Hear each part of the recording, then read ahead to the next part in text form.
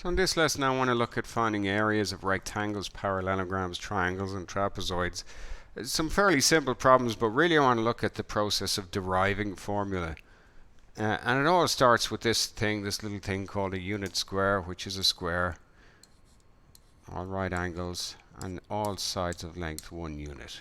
And when we're asked to find the area of something, essentially we're saying how many of these things can be squeezed into a shape. We can cut this shape up and make it, into different shapes. But how many of full ones can be fit ultimately into another place? So, and we'll know, that gives me my formula for the area of a rectangle. How many unit squares could we fit across the top? How many could we fit along here? The total number of unit squares we could fit in will be the number across the base by the number along the height. The area of a rectangle is base times height. And you will have seen that probably in primary school.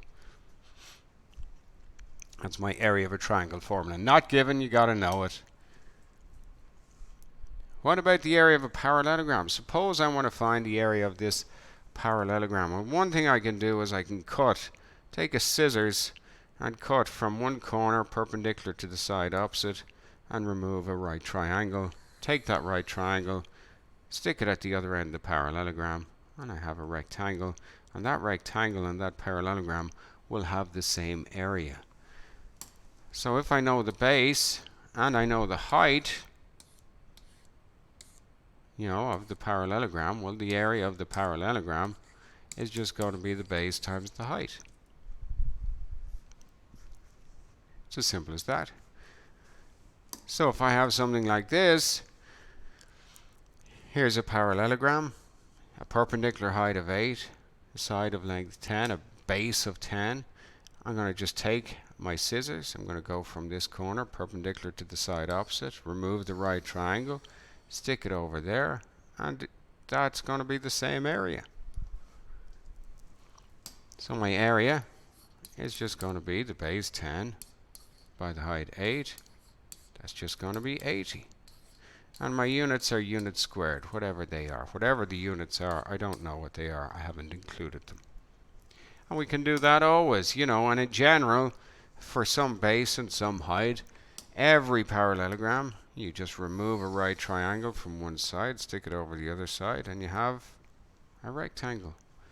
So the area for any parallelogram is just the base times the height, because every parallelogram can be turned into a rectangle through just cutting. So that's where the area of a parallelogram formula comes from. That is in your formula and tables booklets in your length and area section, so make sure you can find it and understand where it comes from. Area equals base times height. The key detail about the height is it's the perpendicular height. We're talking about perpendicular to the base, so it's the base multiplied by the perpendicular height. That's how we find the area of a parallelogram. The key detail is we're talking about the perpendicular height. So suppose I want to find the area of a triangle. I want to find the area of this triangle. Well, one thing to know, every triangle, if I take an identical triangle, a congruent triangle, and just flip it upside down and stick it next to it, that makes a parallelogram. So the area of any triangle is always just half the area of the corresponding parallelogram.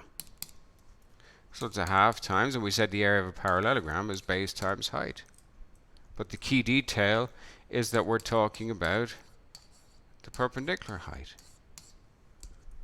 So if the base is 5 here and the height is 8, the area of the parallelogram here would be 5 times 8.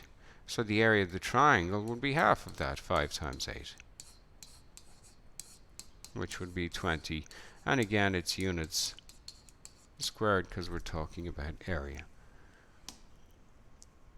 Every triangle can be copied and a congruent triangle drawn and flipped upside down. Here's one I've made earlier and stuck to it. So every triangle is just 1/2 of any parallelogram. Every parallelogram can be divided along its diagonal into 2 congruent triangles. So the area of any triangle is always the half the area of the corresponding parallelogram.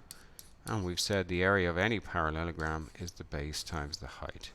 Key detail is that height has to be a perpendicular height, not the slant height up along the side length. So given the area of 20 here, I want to find the height. I'm given a base of 4.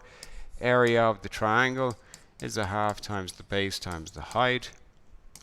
So 20 is a half times 4 times the height. And you can work out from that the height here must be 10. In this case it's just units because it's a length. 10 units, whatever those units are.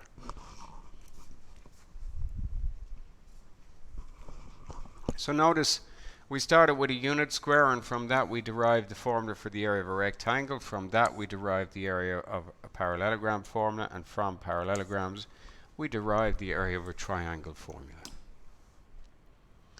The area of a triangle is always equal to a half times its base times its perpendicular height. Okay? Key detail, perpendicular height. That's the important thing.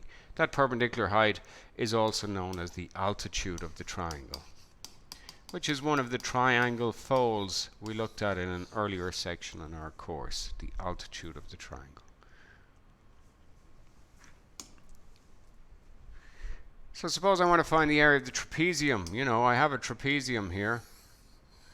And a trapezium is just a quadrilateral that has one pair of parallel sides. And to find the area of a trapezium, what I can do is I can just draw in a diagonal, like so. Draw a diagonal. So if I draw a diagonal, just get that right, from one corner to another, drawing a diagonal, what have I done? Well, I've got two triangles. And we know the area of this triangle is a half times the base times the height. The bases are the parallel sides. So the base here is 10, a half times 10, times the height of 8. And this triangle up here has the small base here. So it's a half times that base of 6, times the perpendicular height of 8. So the area of the trapezium, or the trapezoid, is going to be half times 10 times 8, 40, or plus a half times 6 times 8, 24. So the area is going to be 64. Okay, let me formalize that. So in general, every trapezium, and again, what is a trapezium? A trapezium is a quadrilateral with one pair of parallel sides. And every trapezium can be divided into two triangles by just drawing in a diagonal from one corner, like that, down to there. Okay, every trapezium can be divided into two triangles, like so. And we know how to find the area of a triangle. It's a half times the base times the height. And a trapezium has two bases, the big base and the little base. This triangle here is using the big base A, so it's a half times A times H. This triangle up here, the base of B, that's a half times B times H.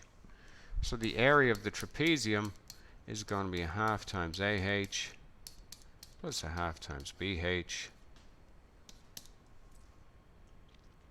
Okay, factoring out a H, that's H times a half A, or A over 2, plus a half B, or B over 2. In other words, it's the perpendicular height times A plus B over 2. Perpendicular height times A plus B over 2. Note A plus B over 2, this quantity inside the bracket is just the average base length.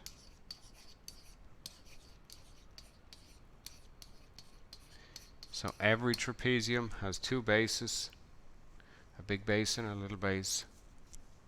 The average base length is A plus B over 2. We multiply it by the perpendicular height, not the slant height. You know, this height here, L, that's not the same here as H. And I've got one final example. Here's a trapezium with a perpendicular height of 14. Big base unknown, little base 16. I want to find A. I know the area of a trapezium is the average of the bases multiplied by the perpendicular height. Okay, given that 252 is the area, I'm getting 252 is going to equal to 14 divided by 2 is 7. Distribute your 7 across. 7 16s, 7 10s, and 7 6s, that's 112.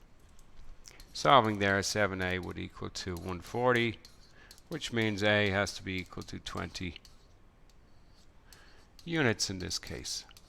Okay, so area of a trapezium. Okay, area of a rectangle, length by width, or base by height. Area of a parallelogram is the base times the perpendicular height. Area of a triangle is a half the base times the perpendicular height, half the area of a parallelogram, and the area of a trapezium is just the perpendicular height multiplied by the average base length. Okay, formulas for finding areas, they are given in your formula and tables booklets. Those three are, the first one is not. Okay, so get to know them.